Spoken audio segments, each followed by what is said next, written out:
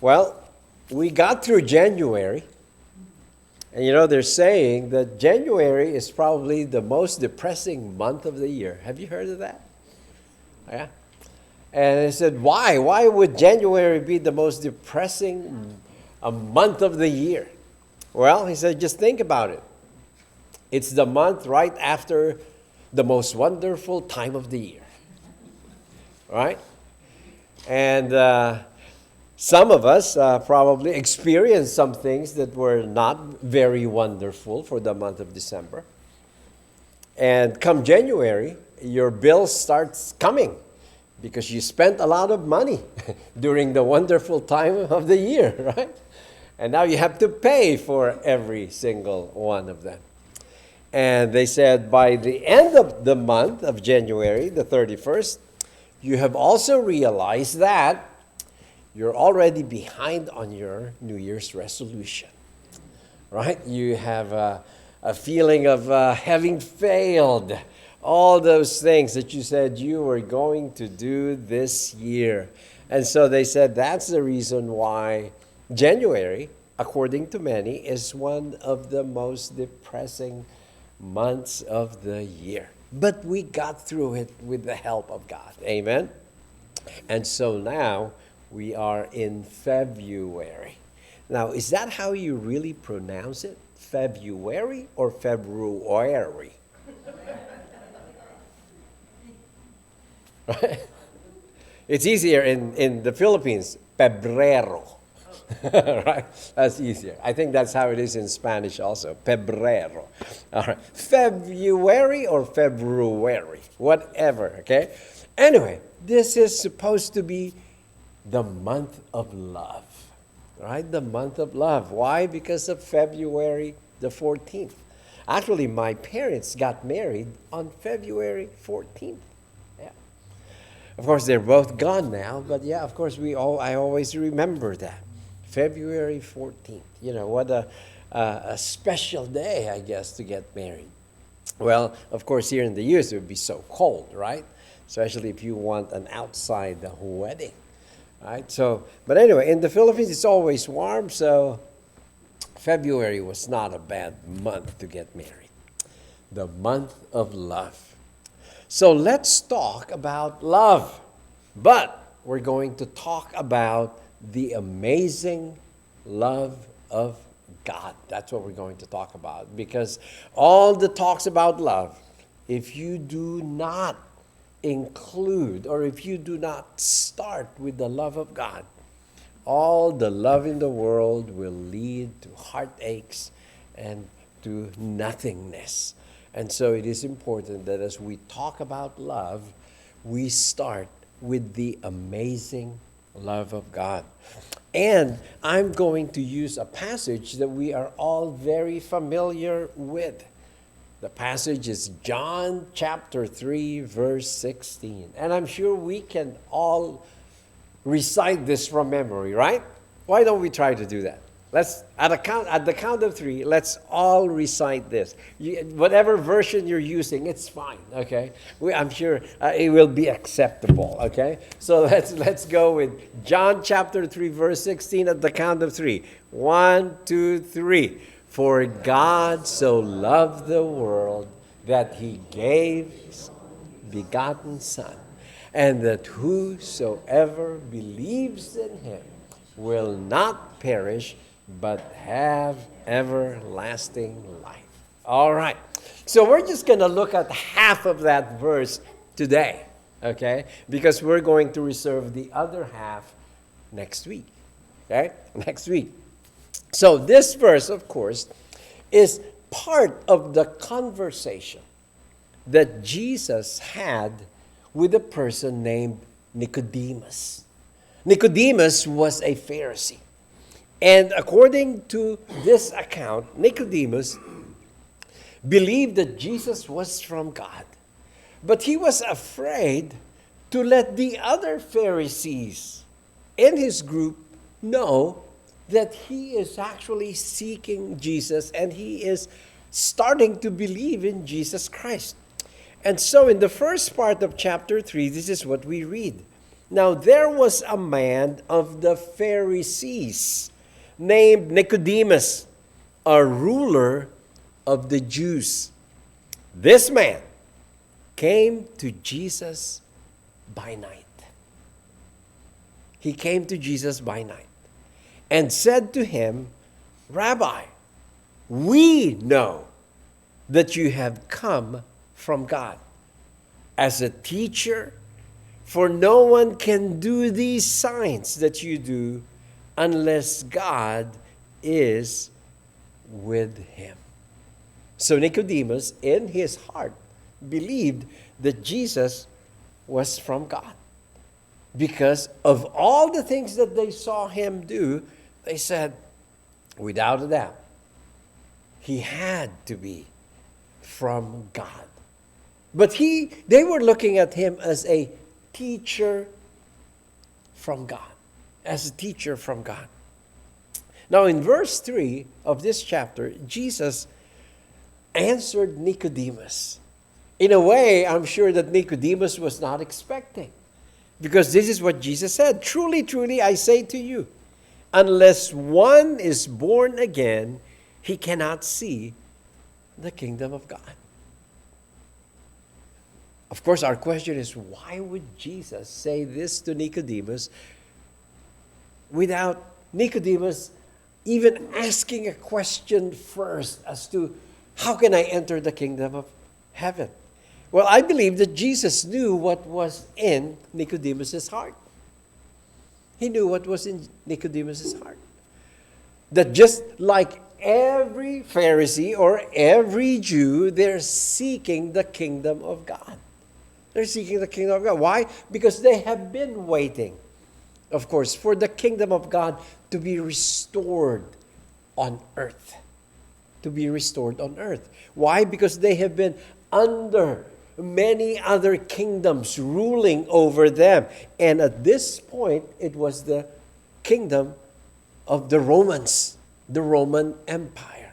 And so they have been waiting for the kingdom of God, just like during the days of King David and King Solomon, of course, and those famous kings, of course, who ruled during hundreds of years ago. And so Nicodemus in his heart was probably thinking, of course, if this Jesus is a teacher from God, I wonder what other message that he has from God for me. We also have to understand that at this time, the Jews have not heard from God through a prophet for the last 400 years. So can you imagine living as a Jew, studying the Old Testament, in the synagogues, of the prophets who spoke to them regularly from God, and then for 400 years not hear from God? Right? And so when Jesus came, of course the Bible tells us that at just the right time, God sent his Son, Jesus Christ. And so here is Jesus speaking to the Jews, speaking even to the Pharisees, and here is Nicodemus now, hearing and seeing all the things that Jesus was doing. But then he must have been afraid to just come to Jesus and ask this question and even declare to Jesus that we know that you are from God. Why? Because the other Pharisees would not do that. We know later on that it was the Pharisees who found a way for Jesus to be crucified on the cross.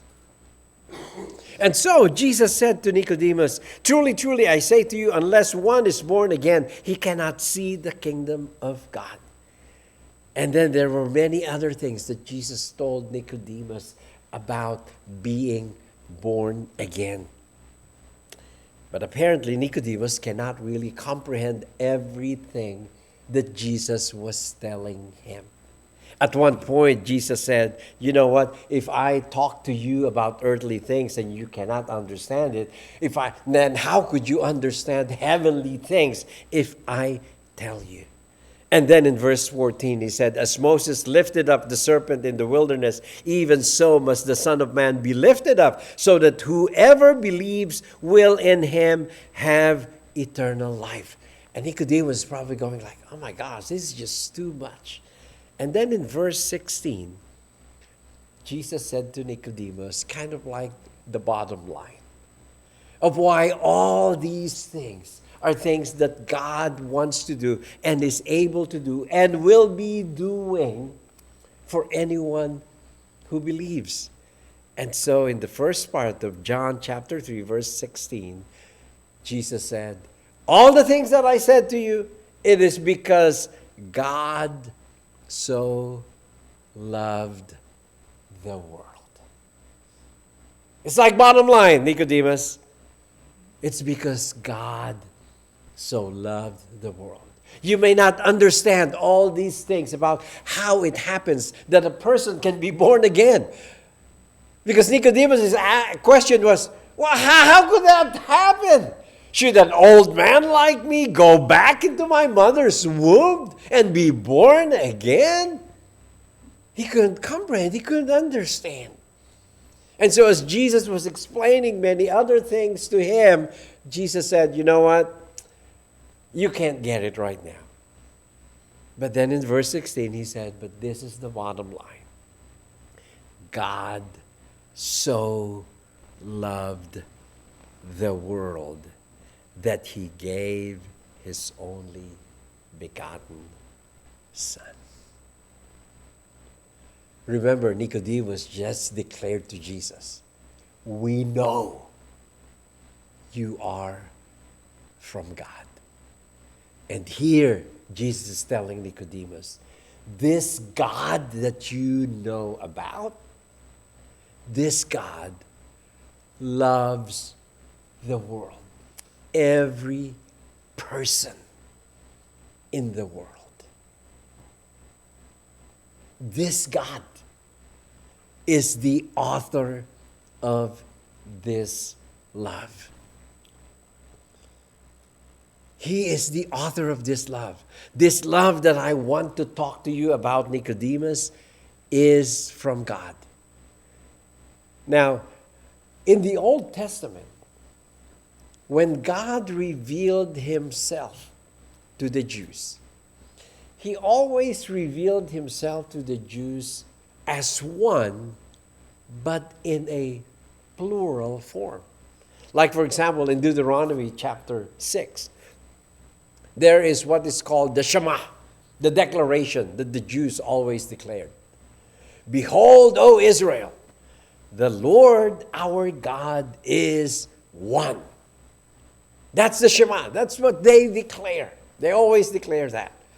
Behold, O Israel, the Lord, which is the translation for the word that they're not supposed to say, which is now we call it Yahweh. Okay, the Lord, the Yahweh, the Lord, our God, the word translated God is Elohim, okay, is one. Now, do you know that in that sentence, as given by God to Moses to write, God is telling Israel, behold, O Israel, the Lord, the Yahweh, our God, Elohim, which is plural, is one. That's kind of confusing, isn't it? The plural God is one. So in the Old Testament, he always revealed himself in that way. I am one, but I am plural. Of course, in the Old Testament, there is no explanation as to how many persons there are in this one God. Well, in the New Testament, it is revealed to us that this one God has three persons: the Father, the Son, the Holy Spirit.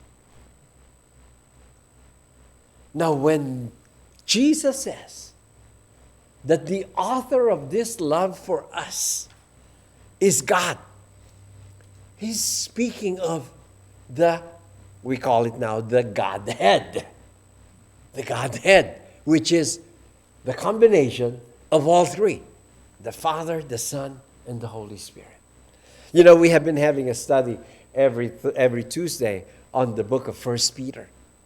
And just in the first 2 verses of chapter 1, Peter reveals to us that our salvation was a work of the 3 persons in one. Our salvation. So when Jesus says, for God, theos, and I believe he's speaking of the 3 persons. The 3 persons in one loves us so much. This amazing love comes from God. Comes from God. The only being in the universe who is one, but with 3 persons.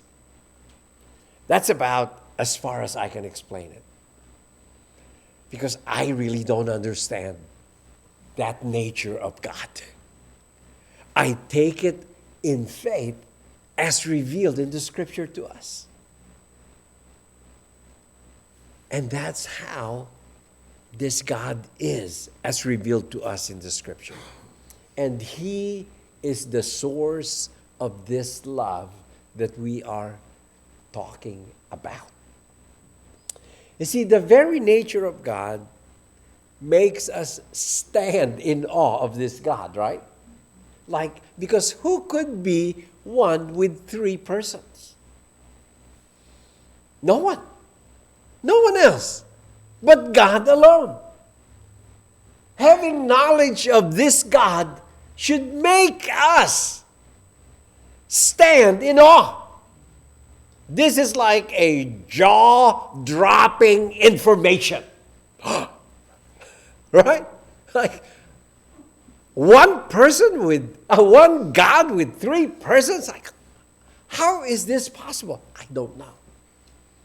No one knows. That's part of the mystery of what we call the Godhead. The mystery. Something that we will never fully grasp. But that's who He is. And so when we speak of the love that comes from this amazing God with an amazing nature, we should go, wow. There is a love that comes from this God? Yes, there is. The Bible says so. That this amazing God with an amazing nature and attributes is the God who loves us. And so it is important to see how Jesus, in a way, kind of describes it to Nicodemus. He said, this God so loved the world. It's speaking of, let me tell you the nature of this love. It is so much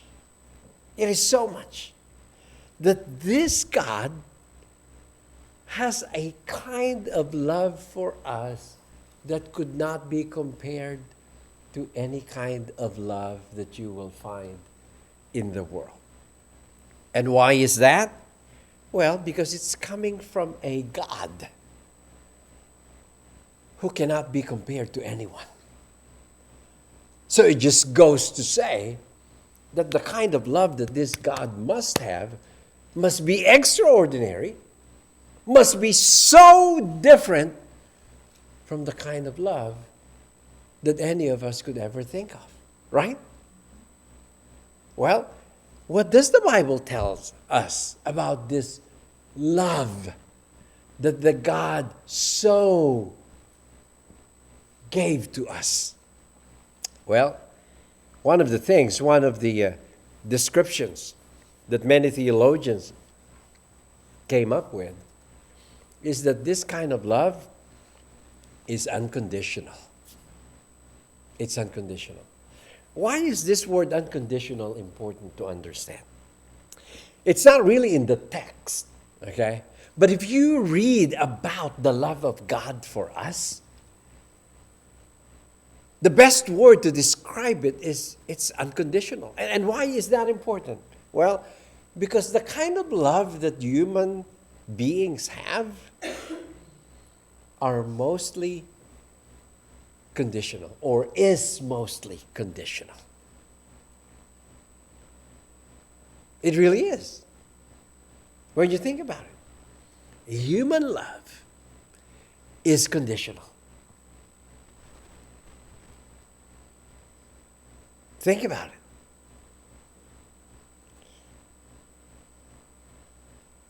We have conditions for loving others.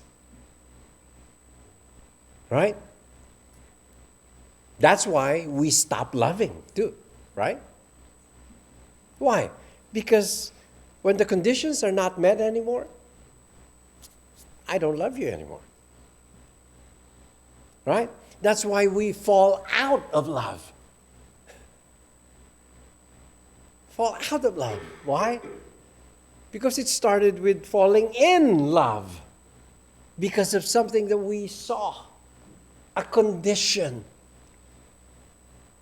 that we saw or experienced with another.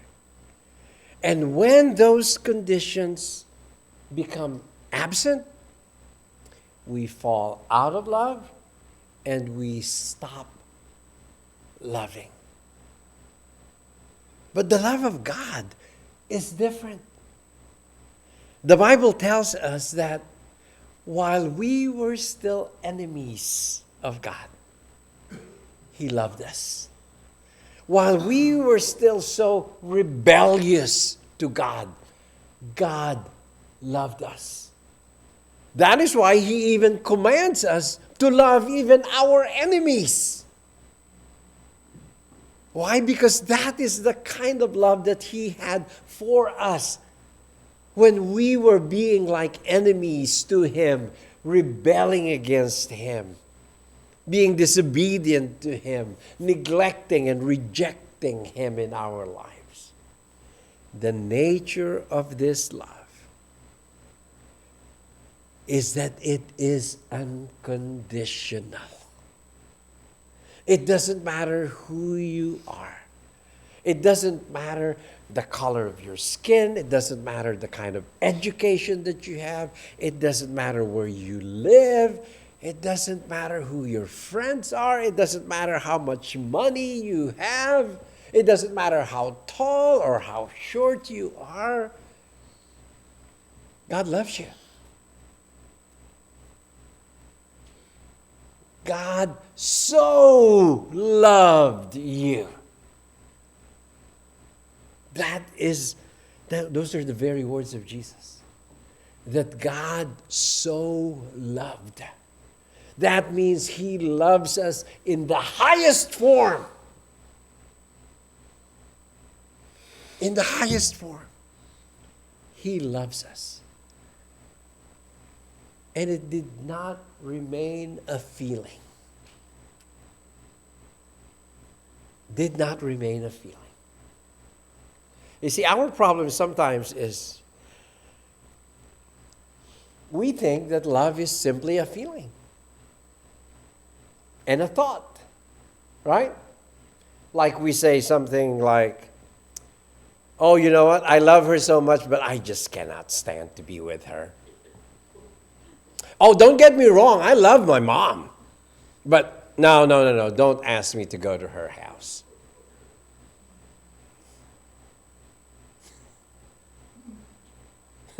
Sounds familiar? Oh, yeah. Don't get me wrong. I love her or I love him. But I just cannot talk to him. So don't ask me to do anything nice for him or her. But don't get me wrong. I love him. I love her. To death, even. To death.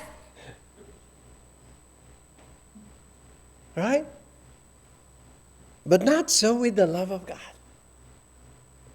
Because Jesus says, for God so loved the world. So what did He do? He gave. You see, love acts. It does something about what it feels. It gives. It gives. It's generous with what He had. God has an only begotten Son. Of course, the begotten Son is part of the Godhead. So what did the begotten Son do? He gave Himself. He gave His life to undeserving, rebellious human beings. That's us. That's us. We do not deserve a gift like Jesus Christ. If anything, we deserve to be punished and condemned. But our God loved us so much that He gave His only begotten Son. Love gives. We've all heard it so many times. You can give without loving, but you cannot love without giving. Are there people in your life that you have to give something to? Maybe your time, maybe your effort, maybe your energy, maybe your encouraging words. It's not always money or an item of gift. It could actually be time. Maybe this person that you love to death, but you just cannot spend time with or talk to. Maybe God is telling us to say, hey, if you really love this person, go ahead and give that person your time. Give him or her a call. All right? Have some coffee with him or her.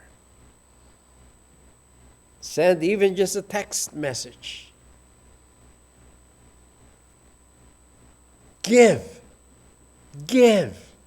Give. For that is what our God did for us. He acted on His love. And I hope and pray that this love month and for the rest of the year,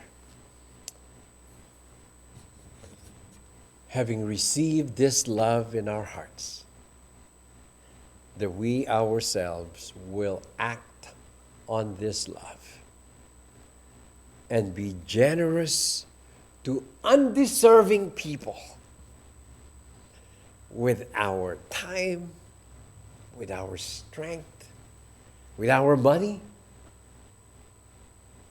with our lives, so that we may help them understand the kind of love that we have so